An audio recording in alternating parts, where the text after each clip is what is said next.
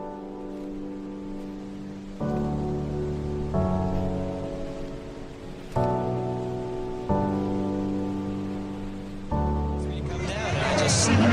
love to dance. So I thought, what the heck, I need a vacation. You haven't been dancing very much yet. I know, I'm just starting. Chances in my life. Give me some examples. Really risky stuff? Well, Merv, there's one thing I've learned in all my years is sometimes you gotta say, what the heck? What you move. Now you do. It's all, I mean, through everything, through such the hard times, our family kind of geared things, made things easier to keep things positive, opposed to dwelling on, hey, you know, look, it's Christmas and, you know, we don't have any money to, like, buy all these gifts. I mean, it was the important thing is that we're together and we're healthy and... He's very sure of himself. He is very see with my family and you know, it doesn't bother me at all. I mean, I don't like resent it. I'm not tortured at night by it.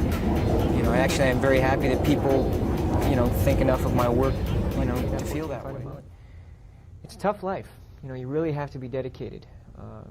They only take the best of the best, you know, to get to where they are. And Top Gun is only the top 1% of naval aviators gets to go there and, you know, go into ACM, air combat maneuvering. So it's a tough life, especially in the Navy. You're living on a carrier for 9 months. You're risking your life. Risk taker. How is that? Self-described. That's what you say about yourself. You like risk. You've told me that before, right? It's true, yes. How does that factor into your success, do you think? This will be the psychological probing section of the interview. Yes. You're going too fast and you cross over that stripe, you're going to hit the wall. What about it? Oh, yeah. Actually, I haven't done that much driving. We haven't shot a lot of the race stuff. But you hit the wall at 180 miles an hour. A change of perspective on what life is all about. As a kid, you weren't a kid actor, were you? Well, I did it when I was about 5 or 6 years old, and then I didn't do anything for many years. And then my senior year in high school, I did a play, Guys and Dolls. Oh, you did Guys and Dolls? Yeah, the Guys and Dolls. From the artist. You know, Paul Brickman, who directed that, he took a week to edit that scene because he just let me go. He just let the music go, and you know, he said used all the furniture, and I just danced around, and he just, you know, I just went. Yeah. Do it again. HBO. Now the rest of these folks here. Hey, just tell us what brings you and Nick to the People's Choice Awards. He calls me Nick. You and Nick? We were nominated. My picture He was was nominated. nominated. Yeah, my picture was nominated.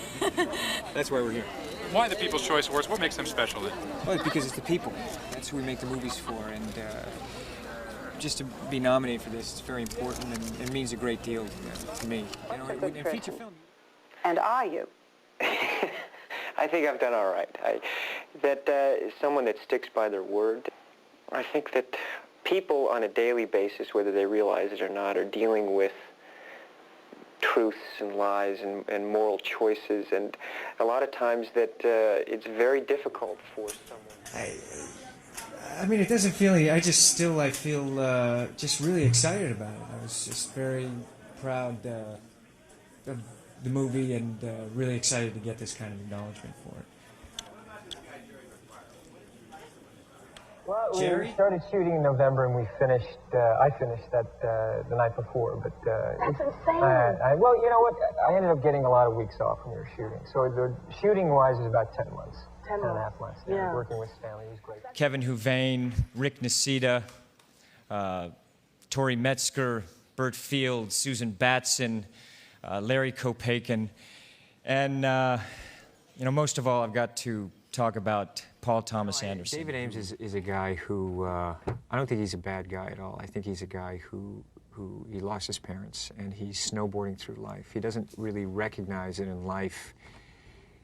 You have to take responsibility. There's moments in time where you have all these things that, you know, swirling around you, and a little bit of magic.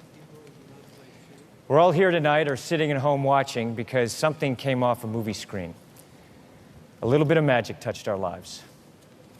And you always remember where you were, the theater, the popcorn, the people you were with when it happened. You did your own It's stunts, 1960. which I think is completely nuts. I'd be like, that's Tom Cruise, and you didn't get his face cut. Where was your mother? She was there on the set. Did she let you do this? You know, she's seen me do stuff that she just, you know, since I was a little kid up at trees, you know, I just did stuff. And Well, what kind of training did you go every through role for this? requires research, and every role requires soul searching and my own understanding of life and what it is that I want to communicate with that character. And it's also part of the research is getting the communication with the director also. The biggest movie star in the world. Answer a couple of my guys never seem to know. That's like some mental block area. no, we were going to plan it. We were planning it. Let me get your shovel. You want to dig your way out? We're going to plan this. You're going to plan this. We're talking about it. Okay. We're making lists and Yeah, talking checking it about it. twice. Yeah, I can't wait. In certain areas and challenge them, definitely. I think that it's a picture that is incredibly relevant today, and it's a reminder. And I also think you look at Redford's pictures. We weren't necessarily trying to put a positive spin on anything. We were just trying to tell the story. And yeah, there's a lot of pressure when we were making the film. Just, you know, I've only played a historical character. This is my second time. Ron Kovic, and Born on the 4th of July. And then just... Wow. I love you all. It's a real honor for me to be here tonight in this great city of London, this great country, England. Separating at times to try to, it was actually, I was using them as a rudder for direction. And that's, you know, we figured it out, you know, I figured it out as we were going. He's just a great character. He's this analog character in a digital age. He's a guy who comes into town, doesn't want to get involved, and yet ends up getting sucked into a story and then having to dish out some guy, basically. You know, he's a guy who, he fixes drones, and he's in charge of security for the resource gatherers and those big machines that are... And I remember telling the pilot, I said, listen, you know, I got to work with a test pilot. I'm a pilot. I love flying airplanes. So I'm like, look, the angle of attack, I want to make sure my legs are hitting against the fuselage. And he was just kind of smiling at me the whole time. And I was like, really, I needed my opens almost at the end of a movie, and this woman who helps him and helps these other people, and it starts this relationship between them, just a dialogue. And she actually has his old job at the 110th. Go and do interviews, and I finally said to the studios, I said, look, let's bring premieres to all of these countries, and then we can meet the fans. And you know, for me, that's what it's about. I make my movies for people, and I love those evenings. And Just dance hall scene? Was it dancing? I don't know. When did you break? Which one did you break your leg on? Did you remember? It was the easy one where I'm running and I jump from one building to the next. Yeah, so easy. So easy. The easy scene. It was the easy scene. Dude, the first film I ever produced, Mission Impossible. The very first film.